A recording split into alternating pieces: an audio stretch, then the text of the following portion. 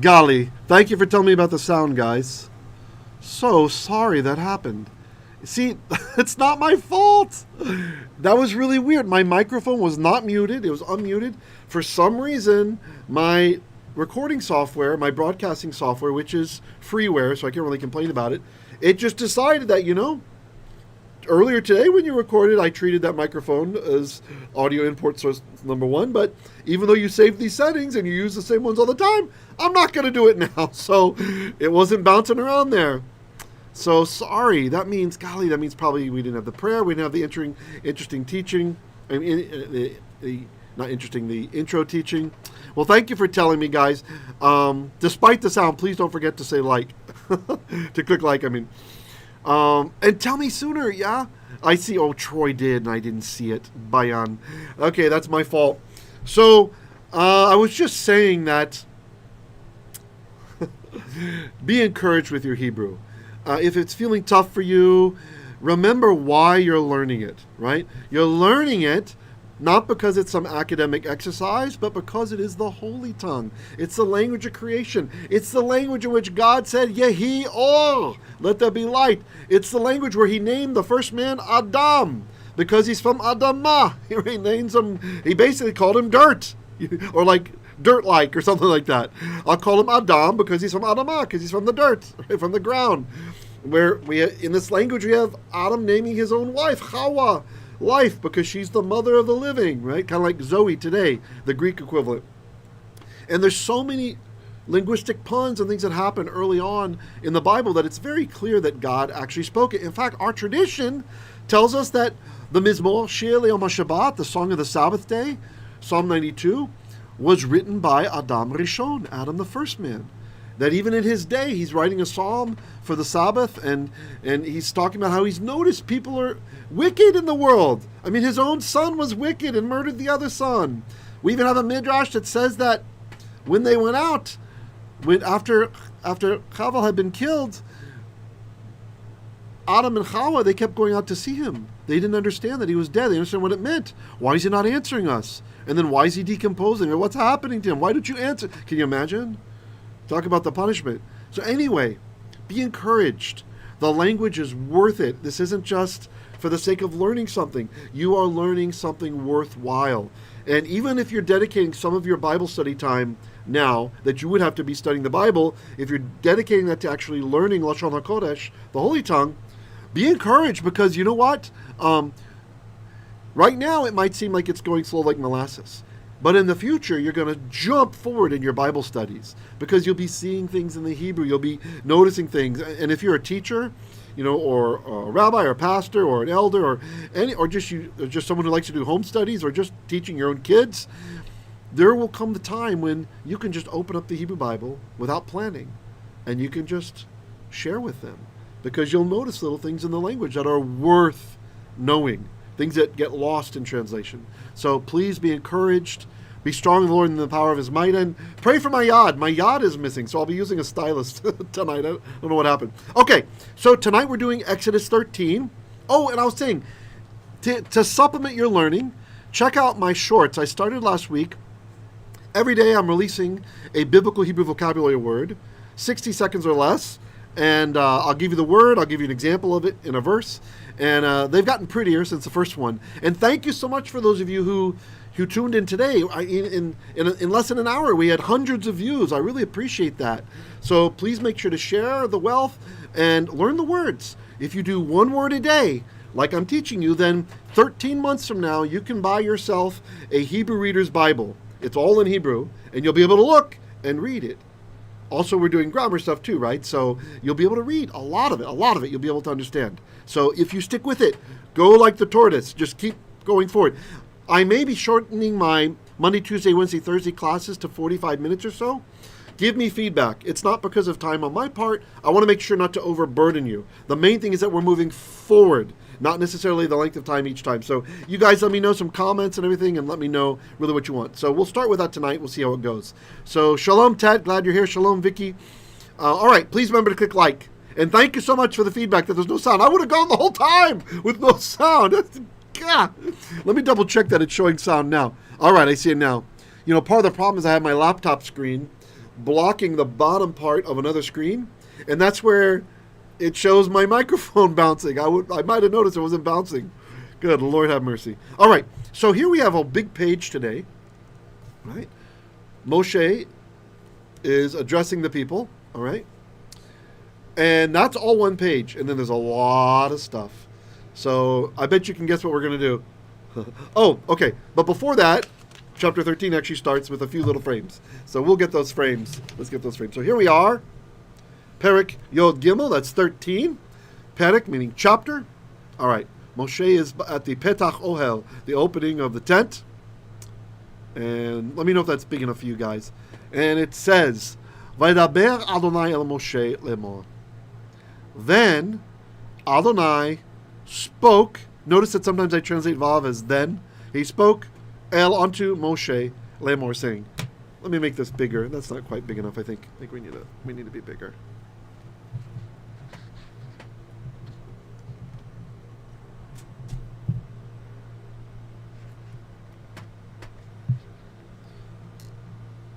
There we go. Bigger. Nice. All right. And what's he say? Qadesh li. This is a command. Sanctify or designate as holy. This is from kadash, to be holy.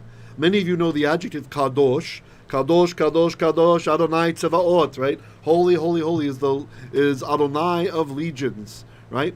Well, this is a command form from the Piel, so it's an intense meaning. Kadash would be holy, okay?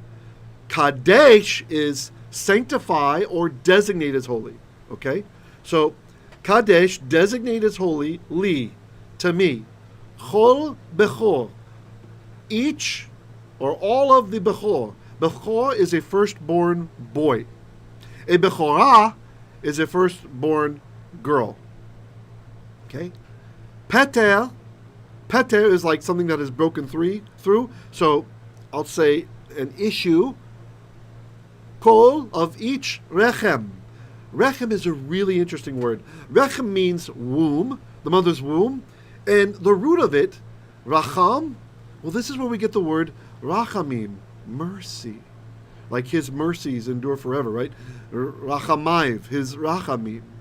Rechem, sometimes you might be praying to Hashem, and I know that, I think Troy is the one you shared an interest in learning to pray in biblical Hebrew. So here's a phrase you can use sometime. Rachem alai, have mercy over me, have mercy on me. Rachem, although better to say, rachem na. Rachem, be merciful, na, please, alai, over me. Or if you really messed up, be super please. Rachem alai, have mercy all over me. So the womb, it's related to that root. And I think the idea is that the womb is a place of tenderness and mercy. Oh yeah, this word can also mean love when it's used poetically. In the Psalms, in one of the Psalms, I can't remember which one, David HaMelech, he says, Echomcha. He's talking to God, he says, I love you.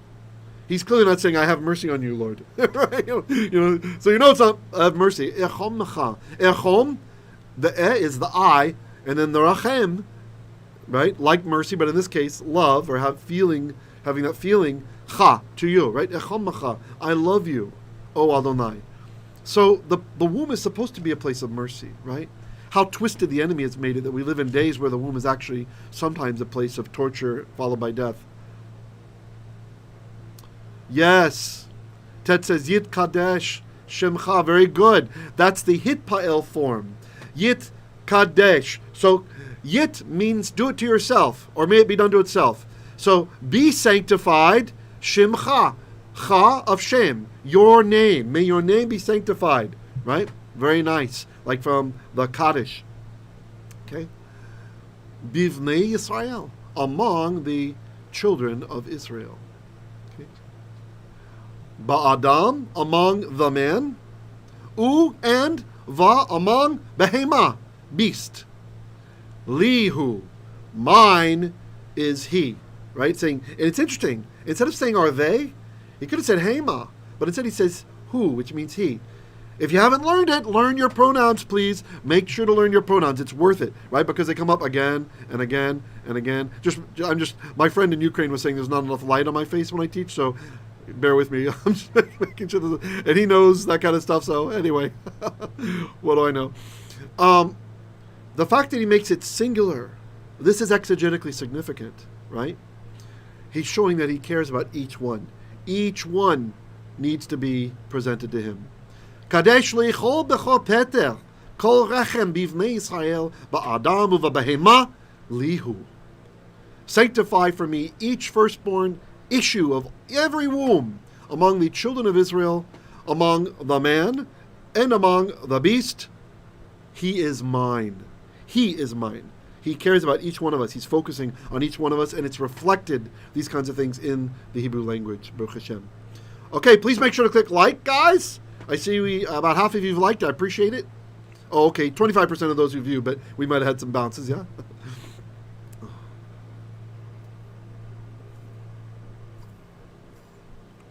All right. I'm glad we get to spend some time in the comic book, because you saw the next page, the graphic novel, because the next page is just all text. All right, let me show you this picture here. Okay, so you can see it. Moshe's talking to the people. Nice. I like each face. The artist spent some time. Each face has got a different expression. It's very interesting. All right. Verse 3. Vayomer Moshe el ha'am. So, again, I'm being flexible with that vav. So, Moshe said unto ha'am, the people. And here we have in quotes, zakor, remember, from zakar, to remember, or zikaron, a remembrance.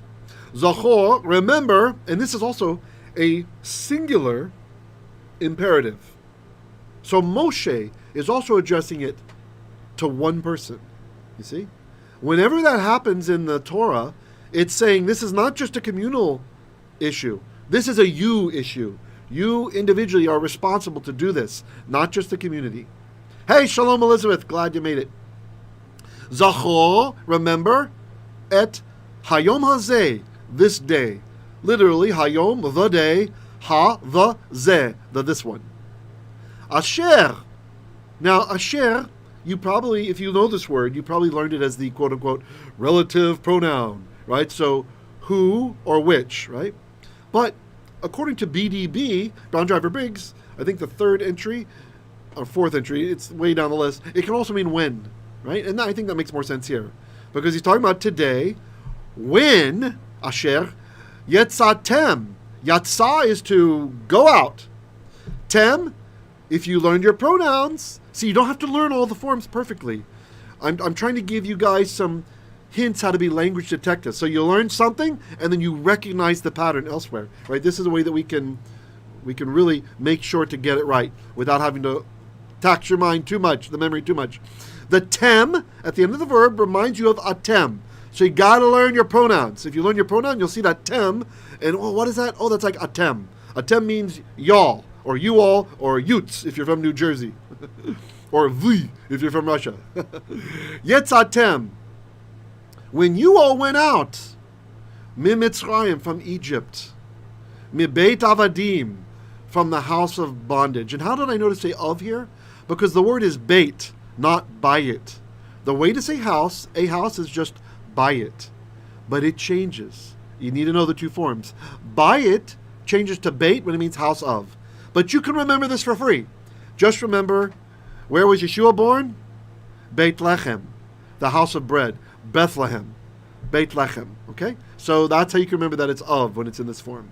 Mibeyt avadiym, from the house of, literally it says slaves, but this is another freebie, how you can get some free Hebrew vocabulary.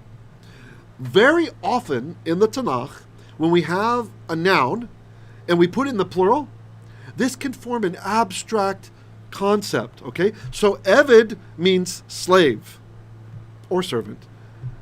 Avadiym means slaves.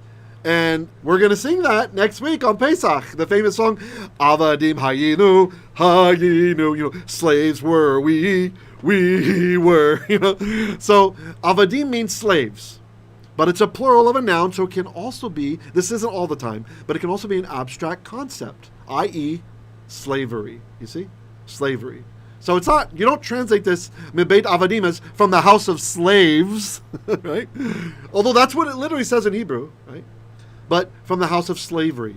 So the same thing can be, let me give another example, just so this will maybe stick in, because then you get free vocabulary in the future. When you're wrestling with something and you know what the singular is, but it doesn't make sense, if it's in the plural, try a concept. Try making a concept out of, instead of slaves, slavery.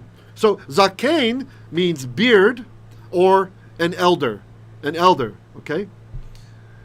If you put in the plural, zekanim, that can mean elders, or it can mean beards, okay? Or it can mean old age. You see, the concept, old age. We can do the same thing with ne'urah.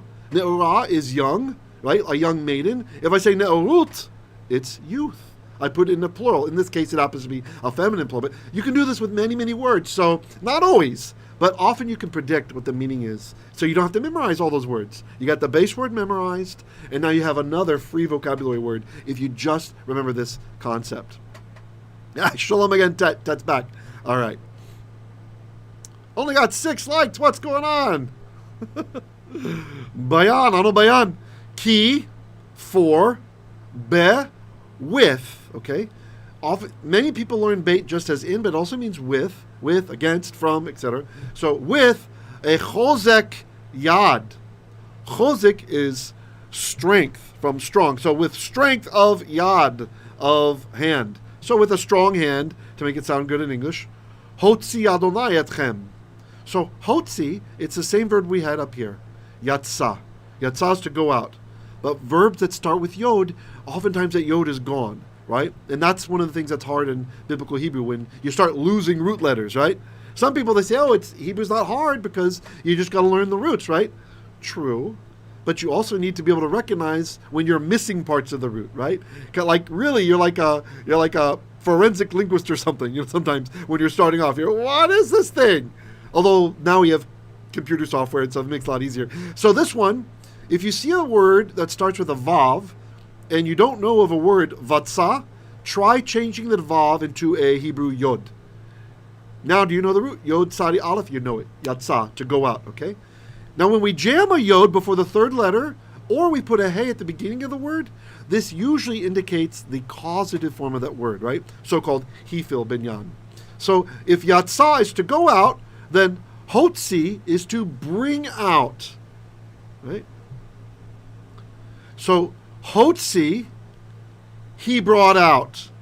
In other words, to cause to go out, so to bring out. Who brought out? Adonai, yod-hey, waw-hey. Etchem, y'all.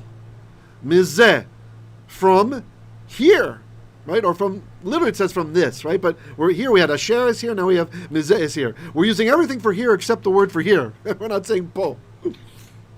Tet says, haha, we saw each other at Midot this afternoon over at Sis Cheska's place. Oh, you guys moved Midot to Mondays? Let me know so I can announce that, okay? That's great. That's great. Sister Annie's teaching that, right? The Midot class? Midot, and is it still Midot and intercession, right? I thought you guys were still doing that on Sundays. Sorry, I would have announced it. Let me know. Let me know the time, okay? And I'll plug that in. Mizeh velo yeacel chametz. Velo, and not yeacel. Okay, you probably recognize the word achal. Achal is to eat. To eat. But what is with this form, yeacel? When you have a verb, I'll explain the whole rule. When you have a verb in the imperfect form, and the prefix at the beginning of the verb has a tsere underneath it, those two sideways dots, these guys here, it's a passive form. It's a niphal. Usually we would have had a dot in this letter, showing us that the noon from the passive form went in there, but Aleph can't take that. So instead it bounced down and it lengthened the short chirik, the one dot, into two dots. So if you think about it, I'd like to do an animation. You showed the dot tries to go in, comes down and settles down here instead, okay? If that helps you remember. So yay something means did to oneself, right? Or pardon me, happened to oneself. So yeacel, will be eaten, chametz. Chametz. Chametz, we usually just say chametz because this is already a Jinglish word, a Jewish English word, right? But chametz is any kind of food that has leavening in it, right? Bread, crackers, pasta, cookies. It all is chametz, we say. That's chametz. Chametz is not allowed, okay? Chametz does not mean leaven in and of itself. It's the thing that has been leavened, right? So, velo yeacel chametz, shall not be eaten chametz, okay? Yes, Vicky, niphal, exactly. The yeacel is in niphal, the niphal binyan. That's right. Okay? Any other comments or questions?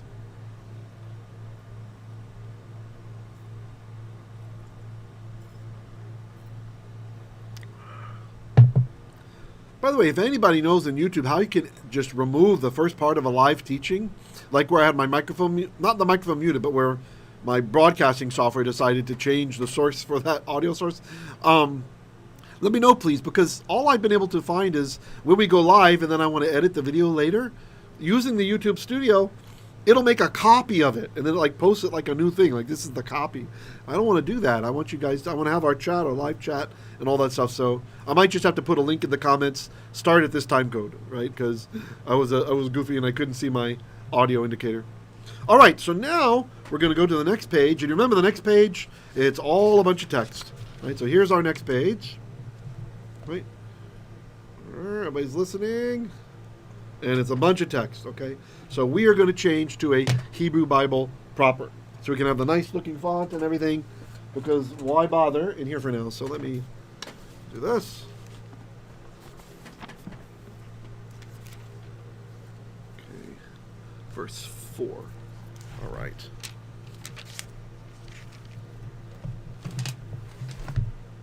By the way, I highly recommend this if you have aging eyes like me, or if you want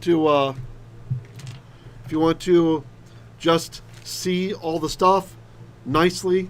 This is the Koren Presentation Bible, sometimes called the Koren Gift Bible. Really, really nice. I highly appreciate this. Here we are. Okay, verse Yod Gimel. Sorry, chapter Yod Gimel. That's 13, and let's get this a bit lower.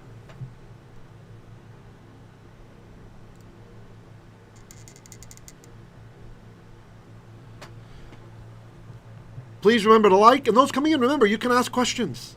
We're doing immersion, but I don't always talk about all the grammar for everything. I don't want to bore the more advanced students, but I also want to give nuggets out there for those who are new to Hebrew. And over time, we'll talk about it all, right? So,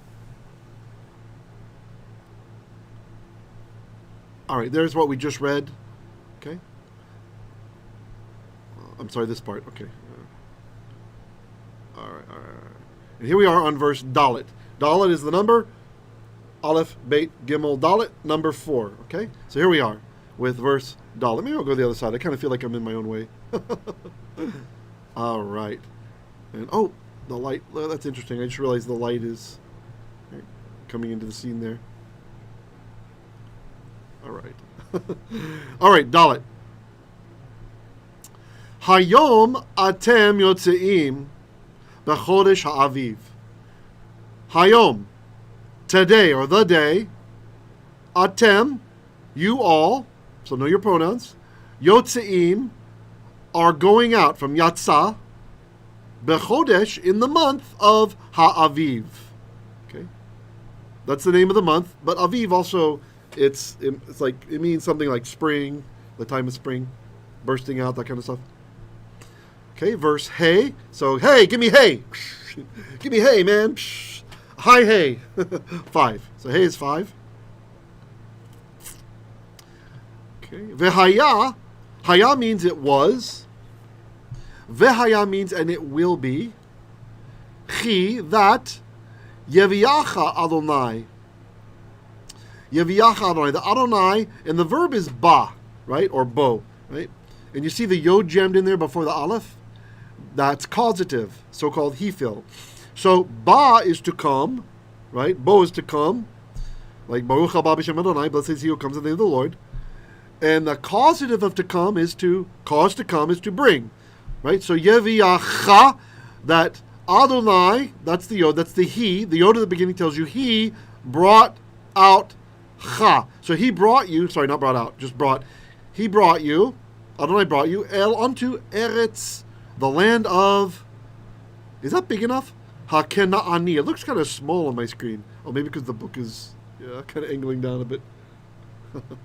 I think I'm going to get bigger. Let's get bigger here. There we go. Let's get biblical, Dirk. Okay, sorry. Sorry, just making fun of a liar there. Ha-kena'ani, the Canaanites. The Hachiti and the Hittites, the Hamori and the Emorites, the Hachivi and the Hivites, whatever a Hivite is, sounds like a rash. The Hayevusi and the Yevusites, or so-called Jebusites. Asher, who, now it is acting normally, right? It's not saying when. Who, or which, I just realized because it's on the next word, which, we're talking about the land. Nishba, he swore. La, to, avot, ancestors or fathers. Of cha, of you. Latet. Now this form, you just have to learn. Sorry. It's very hard to recognize what verb this is. It's natan. Natan. You see? Look at that. Natan. Both noons are gone. You're just left with the tav. So latet is the infinitive form of to give, set or place. So latet, to give. So nishba le'avotecha, which he's asher, which nishba, he swore, la'avotecha, to your ancestors, latet, to give, lach, to you. Now a little advanced nugget for the advanced students. Why is that lach and not lecha? Because lach, it looks kind of like a feminine form. It's lecha, but it's in pause, right? This one has a big pause. Latet lach. And now we pause for a second, right? So that form, we lengthen then the vowel, and this changes accordingly. And eretz zavat chalav udevash. And eretz, a land. Zavat, flowing. Chalav, milk. And devash, syrup. So why is it Why is it Remember the rule? The bump schwa rule. If the word starts with a b, m, or p, or a letter that has a schwa underneath, that's what that colon thing is, then the vav will change its spelling. And in this case, he changes it to be a u. That's the u in the bump mnemonic. B, u, m, p, or schwa. Bump schwa. So udevash and syrup. Specifically, date syrup. Although this can also mean honey from bees, but that's not the usual meaning. Okay. Usually we'll say honey from a cone, right? Cone. Ve'avadta. So avad is to serve or to worship. Okay. Avadta, you served, you worshipped. And now the vav, it's pointed normally here, right? Because this is not bump schwa. The vav tells us the time changed. Ve'avadta, and you will serve. Or you will do the worship of et ha'avodah hazot. Ha'avodah is the service. Shalom, Alec, glad you're here. Achi. Avodah is service. So ha'avodah, the service. Hazot, this one. Ve'avadta et ha'avodah hazot. And you shall, we might have to say in English, just do this service, right? You shall practice the service. You shall, worship is implied, right? The service is, it's a worship service, right? All right. When? Ba'chodesh hazeh. In the chodesh, right? So we have three words there with the one Hebrew word. Ba'chodesh, in the month. Hazeh, this one. So in this month of Aviv, he's saying, okay? All right, now we have a new verse here. Notice it's not on this side. So if you want to see what the verse is, you can look over to the other side. It's Vav, which Aleph, Bet, Gimel, Dal, Hey. Vav is number 6. Here we go. Verse 6. Shivat Yamim.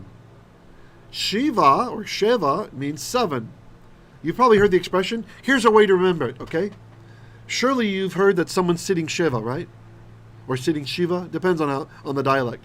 So in Yiddish, to sit, Sheva setzen, sitting Sheva means to mourn, to go through the mourning period of 7 days, right? After someone has died. So Sheva or Shiva, however you've heard it, you can think of 7. Or you can think of that weird god with all the arms, Shiva, the goddess of destruction or whatever. Imagine she's got 7 arms, and you're going to cut them all off. So whatever helps. I find sometimes gross things like that help me to remember. It jogs the memory really well. Or in the morning, think about somebody dying, right? So anyway, so shivat, when you change a hey to a tav, that usually means of. So this literally says shivat yamim, 7 of days. That's just how Hebrew says 7 days. Tochal. So achal, is to eat. Ochel is food. Also, ochla and ochelet, we have a few different words in the Bible for food, but they're all from this achal. Okay, we have other words too, like bar, but that's specifically like corn or grain. Lechem can also be food. So the ta at the beginning, if you learn your pronouns like I've been telling you to do, the ta reminds you of ata or at, talking to a man or talking to a woman, in that order. So it's you. So you, ochal, you will eat. Tochal, you will eat matzot. That's just plural of matzah. Matzah, everybody knows. I'm so excited. I just got a few boxes in the mail today. They made it in time from America. Woohoo! So matzot. So literally matzahs. It's you'll be eating matzahs. But it's also, you could also treat this like an abstract concept. What would be the abstract of matzah? In general, unleavened foods, you could say. That would be a very legitimate way to translate based on what I was teaching you earlier about how when you put something in a plural, sometimes that is expressing an abstract concept, right? Okay. Uvayom, bump schwa rule, that's why it's a u, because the v is a b. U and v in the yom day. Ha sheviri, the 7th one. It's a chag. Chag, a foot festival. This is where the Arabic language gets the word hajj, right? So just treat the g like a soft g, like in George. Like we don't say curious Georg, we say curious George. He's got 2 J-sounding G's in his name, doesn't he? So that's what happens when it goes into Arabic. The older language, Hebrew, chag, became the newer language, Arabic, hajj, right? So they do the Muslims do a trip once in their life to Mecca, right? They make Hajj. For us, it's 3 times a year, the Chag. It's a Chag, okay? So Chag, or at least it was, a festival, literally a foot festival, l'Adonai, of Adonai, or for Adonai. Okay? So here we have a new verse. Let's see what verse we're on. Zion, which is number 7. Okay? And Zion says, Matzot yachel et shivat hayamim. Okay, matzahs or unleavened food. Yeacel. Here we have a niphal again. It shall be eaten. And notice the matzah came first, right? Matzot came first. So that's interesting. That special emphasis. Usually we put the verb first and the subject afterwards. When Hebrew changes it changes it for 2 reasons usually, okay? One, you're either answering a question where somebody said, what do you eat first? Then you could just say, matzot yachel, matzah will be eaten first. Okay, no emphasis. Or if there's not a question being answered, then it's emphasis, right? So this is emphasizing, make sure we get it, because sometimes we're hard-headed, stiff-necked, etc. Matzot yachel, matzahs, or unleavened food, shall be eaten. 8, shivat yamim, 7 of the days.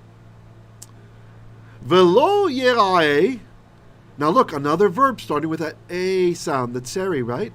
Okay, so the root is ra'ah, to see. So we know this is a passive. Shall not be seen. Lo yeraeh, shall not be seen. Lakhe, to you. Chametz, right? This is leavened food. Velo yeraeh, and shall not be seen. Lakhe, to you. Seor, yeast. Although some would argue this is any kind of leavening agent like sodium bicarbonate, etc., etc., etc., right? But okay, generally speaking, seor is yeast, related to this root having to do with sourness. Bechol gevulecha, in all of your gevuls. What's a gevul? A gevul is a border. A border. You guys are awfully silent over there in the chat. Feel free to jump in, ask something if you want, okay? Or share something, it's fine. Or just relax and enjoy. You don't have to. All right, next verse. Here's the Sof Pasuk. What verse are we on? Verse Chait. Chait.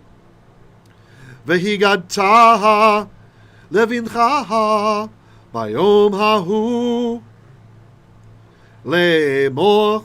Okay. Vehigadeta. This is where we get the Haggadah. Haggadah comes from this one, to higad, which is from nagad, which is to tell, or to say, or to relate. The noun, when a verb starts with a noun, it oftentimes tucks itself into the next letter. That's what that dot is. It's telling you, hey, there's a noun inside of me. Okay? So nagad, when we put the hey in front of it, it pushed the noun into there, right? So higata, you shall tell or cause to be told. Le, to, vincha, your ben, your son or child. Bayom hahu, in the day, the he, right? Again, if you know your pronouns, that's what it's saying. In the day, the he. So in the day, that one, make it sound good in English, in that day. Bayom hahu. There's a famous part in the Siddur.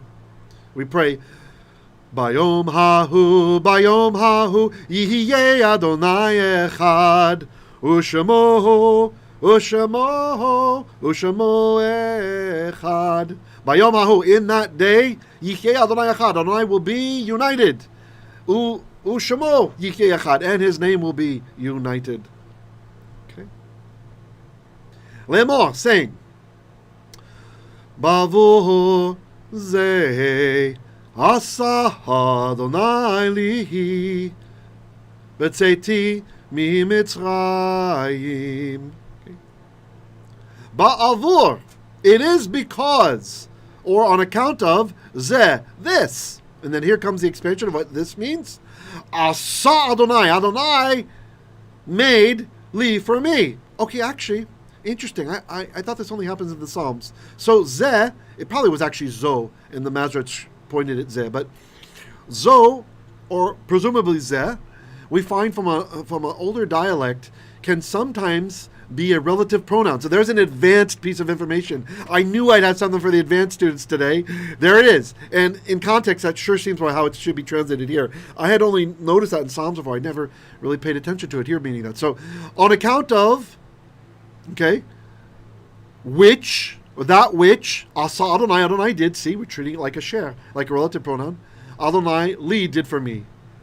Betzeti, when I went out, from Mitzrayim, from Egypt. Okay. Verse tet, not matet, who's here. That's 9. Vehaya, haya means it was. Vehaya means and it will be. And it will be lecha for you. Leot, for an ot. An ot is a sign. And it is false, those who say that a sign is only something that's seen. A great example of this is that Kakatu B'Toratenu, as written in our Torah, it says, Yom HaShabbat Oti Le'elam Ba'ed. The day of the Sabbath is an eternal sign. And it's not something you necessarily see. You could be in Japan, you look out the window on Shabbat, don't see it. But it is a sign still. So that is an anti-missionary lie, trying to tell you that a sign is only something you can see. Just not true, not supported by not just the Tanakh, but just the Torah itself.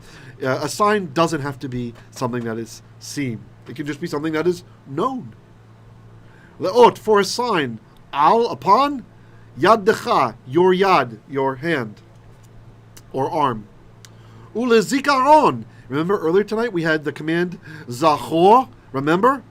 This is from the same root. Can you see it? Zakor. A zikaron is a remembrance or a memorial, depending on how it's used. And le, for a zikaron, for a remembrance. Bain, between, einecha. Ein, well look, this is from ayin is eye. Einayim means eyes, and when you drop that mem, remember if you have a word and it ends in the mem, and that makes it a plural or dual, right? We'll just say plural. And you remove the mem, einayim, notice it just says einay here. That means of. So literally this says einay, eyes of cha. Cha means you. Okay? So your eyes. We don't say the eyes of you. Right? That sounds so weird in English, right? So, bein einecha, between your eyes. This is the tefillin, right? Lema'an, so that tihyeh. So haya, you might recognize already. We had it up here. Vehaya lecha, and it will be for you. Haya is to be or to become. And the t at the beginning, this reminds us, if you know your pronouns, of ata or at, which means you. And it's the singular. So this is every person's responsibility, not just the whole community. Every one of us. It's that tihyeh, you will be Or, I'm sorry, or it will be. Okay. It got me because then I looked at the next word. Tiye does mean you will be. But it just so happens to be that the second masculine form is the same as the third person feminine form. I'm sorry, they look exactly like.